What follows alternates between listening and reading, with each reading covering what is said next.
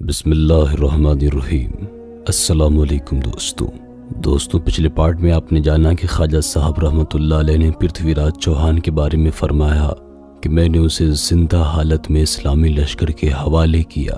آپ رحمۃ اللہ علیہ کی اس بات کا بہت مذاق اڑایا گیا کہ جس فقیر کے پاس کھانے پینے کے لیے کچھ نہیں ہے وہ کس طرح سے پرتھوی راج چوہان کو اسلامی لشکر کے حوالے کر پائے گا۔ ایک طرف پرتھوی راج چوہان خواجہ صاحب رحمۃ اللہ علیہ کا مذاق اڑا رہا تھا اور دوسری طرف شہاب الدین غوری پرتھوی راج سے لڑنے کے لیے تیاری کر رہا تھا۔ کہتے ہیں کہ اس سے پہلے شہاب الدین غوری کو کئی بار پرتھوی راج چوہان نے ہرا کر کے ہندوستان سے بھگا دیا تھا، اور 587 ہجری میں شہاب الدین غوری تو پرتھوی راج چوہان سے بہت برا ہارا تھا۔ اس کے پاس چونکہ فوج سادہ نہیں تھی، اس لیے افغانوں کی مختصر سی فوج راجپوتوں کی یلغار کو روک نہ سکی، یہاں تک کہ مسلمان سپہ سالار بھی شدید زخمی ہو گیا تھا۔ اس سے پہلے کہ شہاب الدین غوری گھوڑے کی پشت سے علیحدہ ہو کر زمین پر گر جاتا اور راجپوت سپاہیوں کے تیز رفتار گھوڑے اس کے جسم کو روند ڈالتے، وفادار غلام قطب الدین ایبک اپنی جان کی پرواہ نہ کرتے ہوئے آگے بڑھا اور شہاب الدین غوری کو میدان جنگ سے نکال کر محفوظ مقام تک لے گیا۔ شہاب الدین اپنے خون میں ڈوبا ہوا غزنی پہنچا۔ ڈاکٹروں کی بہترین دواؤں اور خدمتکاروں کی سخت عمارتاری نے غوری کے جسم کے زخم کو تو بھر دیا، لیکن اس جنگ سے اس کی روح، اس کے دل و دماغ کو جو تکلیف پہنچی تھی اس کی بھرپائی ابھی تک نہیں ہو پائی تھی۔ شہاب الدین غوری اکثر تنہائی میں پڑا رہتا، کبھی کبھی اپنی ہار کے مناظر یاد کر کے رونے لگ جایا کرتا تھا۔ اس کے تمام لوگوں نے اسے عجیب انداز سے تسلیاں دی، مگر وہ اپنی زندگی کے سب سے بڑے اذیت ناک واقعے کو بھول نہیں پا رہا تھا۔ خوشی کے کئی موسم آئے اور گزر گئے، مگر شہاب الدین غوری نے کسی تقریب میں شرکت نہ کی۔ حد تو یہ کہ جس لباس میں اس نے جنگ کی تھی اس نے اس کپڑے کو بھی اپنے جسم سے نہیں اتارا۔ خود اس کے بڑے بھائی ریاض الدین غوری نے بھی کئی بار سمجھایا، مگر وہ ہر مرتبہ یہی کہتا رہا کہ میں اس خون رنگ قبا کو اس وقت تک اپنے جسم سے الگ نہیں کر سکتا جب تک پرتھوی راج چوہان اپنی بیڑیوں میں جکڑا ہوا میرے سامنے حاضر نہیں ہو جاتا۔ اگر گردش تقدیر کے باعث ایسا نہ ہو سکا تو پھر یہی لباس میرا کفن بن جائے گا۔ کچھ لوگوں نے اس واقعے کو شہاب الدین غوری کی جذباتیت سے تعبیر کیا ہے، لیکن عزت دار انسانوں کے جینے کی ادا ایسی ہی نرالی ہوتی ہے کہ عام لوگوں کو ان روایتوں پر یقین بھی نہیں آتا۔ اس سلسلے میں عوام الناس کا انداز فکر کچھ بھی ہو، مگر اتہاس گواہ ہے کہ شہاب الدین غوری اپنے روز و شب کے بیشتر لمحات میں اس لباس کو بہت غور سے دیکھتا تھا، جو وقت گزرنے کے ساتھ ساتھ اور زیادہ گندا ہوتا جا رہا تھا۔ کئی دنوں تک حسرت و افسوس کی شدید کیفیت جاری رہی، پھر وہ آہستہ آہستہ نا امیدی کے حصار سے باہر نکلا اور نہایت زور و شور سے اپنی شکستہ صفوں کو درست کرنے لگا۔ یہ فوجی تیاریاں کم و بیش 1 سال تک چلتی رہیں۔ آخر وہ وقت آ پہنچا جس کا مسلمانوں کو بڑی بے چینی سے انتظار تھا، جب پرتھوی راج چوہان ایک مسلمان درویش کے الہام کلمات کا مذاق اڑا رہا تھا۔ اسی وقت شہاب الدین غوری نے ایک عجیب و غریب خواب دیکھا۔ ایک بزرگ اس سے فرما رہے تھے، مایوسیوں کے دائرے سے نکل اور اجمیر پر حملہ کر۔ بعض تاریخی کتابوں میں شہاب الدین غوری کا یہ خواب اس طرح بیان کیا گیا ہے: ایک مجلس نور آراستہ ہے، در و دیوار سے روشنی کی تیز کرنیں پھوٹ رہی ہیں، جہاں تک نظر جاتی ہے خدمت کرنے والے ہاتھ باندھے لائن میں کھڑے ہیں۔ شہاب الدین غوری بھی اس انسانی ہجوم میں موجود تھے۔ سامنے تخت پر ایک روشن چہرے والے بزرگ جلوہ افروز ہیں۔ ان کے جاہ و جلال کا یہ عالم ہے کہ حاضرین کی نگاہیں دم بھر کے لیے اٹھتی ہیں اور پھر جھک جاتی ہیں۔ پوری محفل پر گہری خاموشی چھائی ہوئی ہے۔ شہاب الدین غوری سے خواب میں ہی ایک ایک خادم کی شکل دیکھ رہا ہے، مگر اسے یہ پوچھنے کی ہمت نہیں ہو پا رہی ہے کہ آخر یہ بزرگ ہیں کون اور یہ دربار کیسا ہے، اور شہاب الدین غوری کو یہاں کس مقصد کے لیے بلایا گیا ہے۔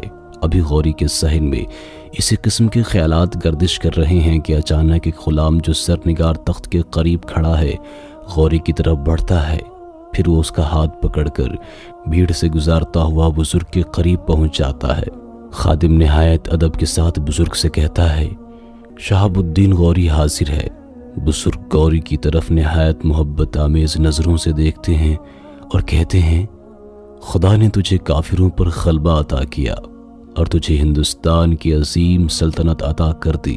بزرگ کا لہجہ نرم تھا مگر الفاظ میں ایک ایسا جلال پوشیدہ تھا کہ غوری کے جسم پر لرزہ طاری ہو گیا اور فوراً ہی اس کی آنکھ کھل گئی۔ افغان سپہ سالار رات بھر ایک عجیب و غریب کیفیت سے دوچار رہا۔ صبح ہوتے ہی شہاب الدین غوری نے ساتھیوں سے اپنا خواب بیان کیا۔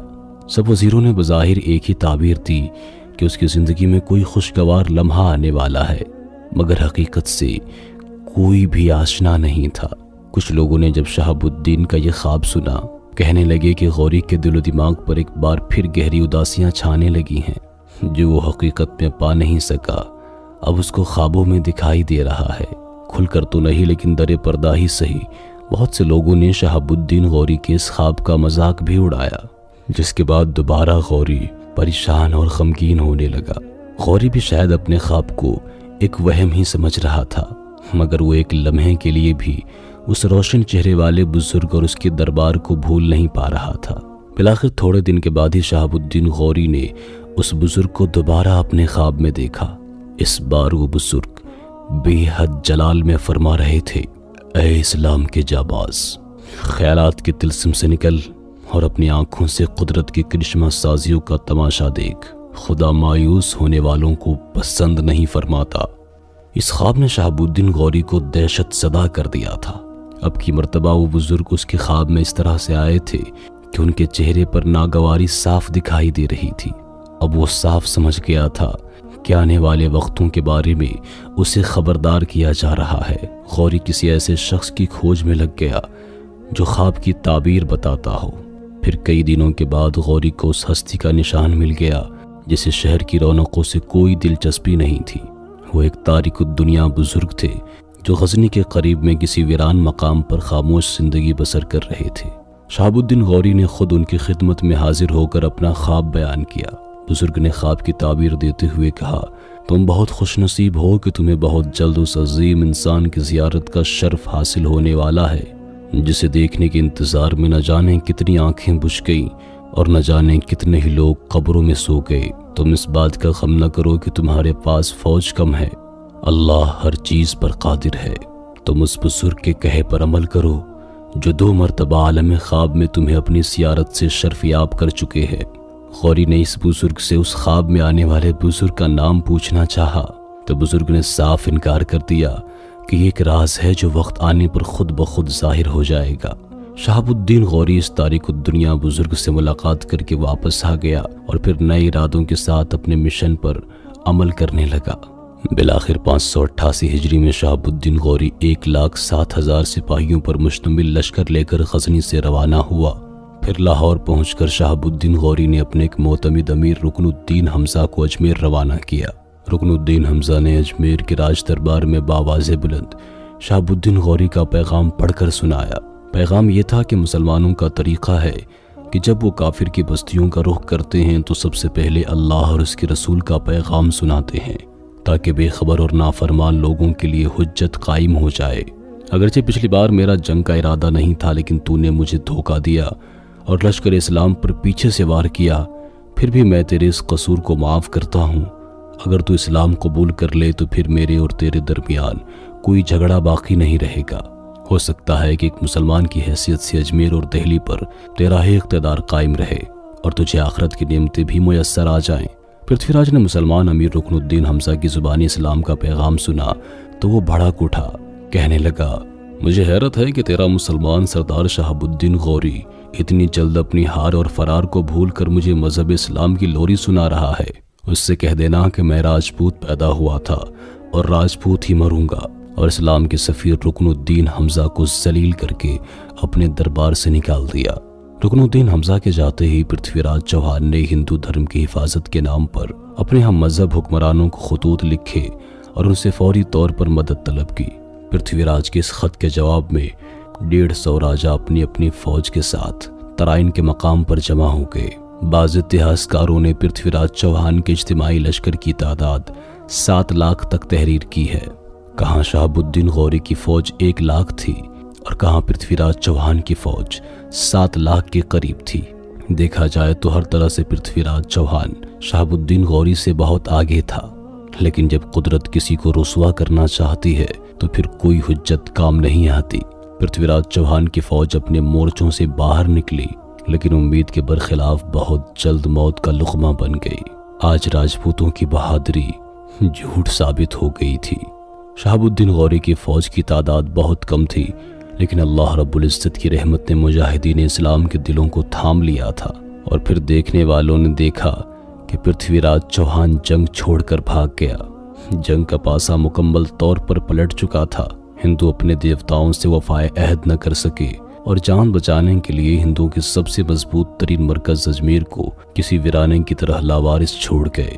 پرتھوی راج چوہان اس ارادے سے بھاگ رہا تھا کہ وہ شہاب الدین غوری کے دستے قہر سے بچ گیا تو دہلی پہنچ کر ایک بار پھر راجپوتوں کی بکھری ہوئی قوت کو سمیٹنے کی کوشش کرے گا، لیکن یہ اس کی خام خیالی تھی۔ جب اللہ کی دی ہوئی مہلت ختم ہو جاتی ہے تو سارے جن و انسان مل کر بھی اس وقت معلوم میں کوئی کمی یا اضافہ نہیں کر سکتے۔ پرتھوی راج چوہان نے اپنے چند وفاداروں کے ساتھ ابھی تھوڑا سا فاصلہ طے ہی کیا تھا کہ شہاب الدین غوری کے ایک چھوٹے سے دستے نے سرسوتی ندی کے کنارے اسے پکڑ لیا، اور ایک معمولی سی مزاحمت کے بعد فخر راجپوت زندہ گرفتار کر لیا گیا۔ جب پرتھوی راج چوہان کو زنجیروں میں جکڑ کر شہاب الدین غوری کے سامنے لایا گیا تو بر صغیر کی ایک نئی تاریخ رقم ہو رہی تھی۔ غوری نے چوہان کو اپنے خیمے میں بے ہاتھ پیر دیکھ کر کہا تھا، بے شک زمین و آسمان میں جو کچھ ہے وہ خدا کے لیے ہے، اگر وہ کسی کو سر بلند کرنا چاہے تو پھر کائنات کی تمام طاقتیں مل کر بھی اسے پست نہیں کر سکتی۔ آج غوری کے ہونٹوں پر کسی مغرور کی طرح تکبر اور گھمنڈ کے جملے نہیں تھے، بلکہ وہ اللہ کا شکر ادا کر رہا تھا۔ وہ مان رہا تھا کہ یہ اس کی طاقت کی وجہ سے نہیں، بلکہ یہ قدرت کا کرشمہ ہے۔ پھر غوری نے بتوں کی قدیم سرزمین پر سجدہ شکر ادا کیا اور اپنے رب کی تسبیح بیان کی۔ اسی دوران کسی سپاہی نے شہاب الدین غوری کو خبر دی کہ یہاں ایک مسلمان درویش گوشہ نشین ہے۔ شہاب الدین غوری نے جب سنا کہ یہاں پر کوئی مسلمان فقیر بھی ہے تو اجمیر میں کسی کلمہ پڑھنے والے بزرگ کے بارے میں سن کر وہ بڑا حیران ہوا۔ وہ اس سے ملنے کے لیے بے قرار ہو گیا۔ پھر اس کے بے چین قدم اپنے چند سرداروں کے ساتھ حضرت خواجہ غریب نواز رحمۃ اللہ علیہ کی بارگاہ جلال کی طرف بڑھ رہے تھے۔ ہندوستان فتح کرنے والے اس غوری نے جب اس فقیر کی جانب دیکھا جو بہت دنوں سے صحرائے باطل میں تنہا اذان دے رہا تھا تو غوری کی آنکھیں جمال معرفت کی تاب نہ لا سکیں اور وہ بے اختیار سجدے میں گر پڑا۔ جنگ سے پہلے اس نے 2 بار جو خواب دیکھا تھا اس کا عکس تازہ ہو گیا۔ جس ہستی کو اس نے اپنے خواب میں دیکھا تھا وہ شہاب الدین غوری کے سامنے ہی موجود تھی۔ دراصل جس ہستی نے شہاب الدین غوری کو اجمیر پر حملے کا حکم دیا تھا وہ کوئی اور نہیں بلکہ وہ حضرت خواجہ غریب نواز رحمۃ اللہ علیہ ہی تھے۔ غوری کی نگاہوں کے سامنے سے تمام حجابات اٹھ گئے۔ افغان سپہ سالار جوش عقیدت میں آگے بڑھا اور اپنی پگڑی حضرت خواجہ غریب نواز رحمۃ اللہ علیہ کے قدموں میں ڈال دی۔ حضرت خواجہ غریب نواز رحمۃ اللہ علیہ نے اس کی پگڑی دوبارہ اس کے سر پر باندھتے ہوئے فرمایا، تمہارے دشمن طاقتور اور بالادست تھے مگر خداوند تعالیٰ نے انہیں اپنی قدرت سے پست کر دیا۔ اب تم پر بھی لازم ہے کہ حکومت الہیہ کے سلسلے میں اپنی کوششیں تیز کر دو، انصاف اور احسان کو اپنا شعار بناؤ اور بھٹکے ہوئے مسافروں کو ان کے مرکز کی طرف بلاؤ۔ اس کے بعد حضرت خواجہ غریب نواز رحمۃ اللہ علیہ نے دعا دیتے ہوئے شہاب الدین غوری کو رخصت کر دیا۔ غزنی پہنچ کر شہاب الدین غوری نے پرتھوی راج کو سخت اذیتیں پہنچائیں۔ پرتھوی راج کو بے شمار تکلیفیں دی گئیں، یہاں تک کہ غوری نے اس کی آنکھیں تک نکال دیں۔ جس وقت پرتھوی راج چوہان کی آنکھیں حلقوں سے باہر نکالی جا رہی تھیں اس وقت اس کو اس کی ماں کی وہ بات یاد آ رہی تھی جس میں اس نے اپنے مغرور بیٹے کو مسلمان فقیر کے احترام کرنے کی ہدایت کی تھی۔ مگر کہتے ہیں نا، قدرت جن کے کانوں پر پہرے بٹھا دیتی ہے وہ ایک حرف سننے کی بھی صلاحیت نہیں رکھتے۔ پھر جب پرتھوی راج کے گردن کے قریب تلوار پہنچی تو اسے خواجہ غریب نواز رحمۃ اللہ علیہ کے وہ الہامی الفاظ بھی یاد آئے جن میں انہوں نے فرمایا تھا کہ میں نے زندہ تمہیں لشکر اسلام کے حوالے کیا۔ اس وقت تو مذاق سمجھ کر بات اڑا دی تھی پرتھوی راج نے، مگر آج اس کے سینے میں بہت سی حسرتیں مچل کر رہ گئی ہوں گی۔ وقت گزر چکا تھا، پھر اچانک دی ہوئی مہلت ختم ہوئی اور پرتھوی راج چوہان کا سر تن سے جدا کر دیا گیا۔ دوستوں آج کے پارٹ میں اتنا ہی، انشاءاللہ تعالی اگلا پارٹ کل اپلوڈ ہوگا۔ اس ویڈیو کو لائک کرتے ہوئے دوستوں کے ساتھ شیئر بھی ضرور کر دیجیے گا۔ اپنا اور اپنے پیاروں کا بہت سا خیال رکھیے گا۔ اللہ حافظ۔